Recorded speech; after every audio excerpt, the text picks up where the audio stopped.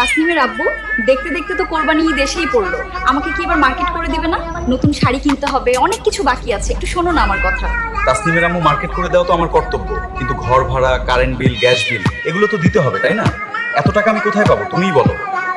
থাক, তোমার মার্কেট করে আর দেওয়া লাগবে না, আমার আর কোনো কিছুই দরকার নেই। তুমি নিজেরটা নিজেই বুঝে নাও, আমি আর এসব সহ্য করতে পারছি না।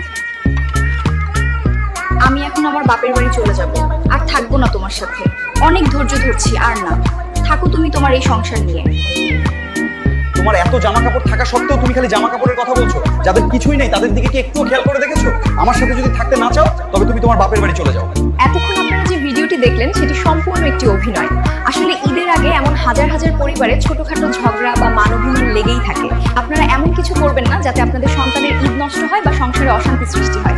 আসুন আমরা সবাই মিলে হাসি খুশিতে সুন্দরভাবে ঈদ পালন করি। ঈদ মোবারক। যদি আমার ভিডিওটি আপনাদের ভালো লাগে তবে অবশ্যই সাবস্ক্রাইব করে আমাদের পাশে থাকুন এবং একটি শেয়ারের মাধ্যমে সবাইকে ভিডিওটি দেখার সুযোগ করে দিন। ধন্যবাদ সবাইকে।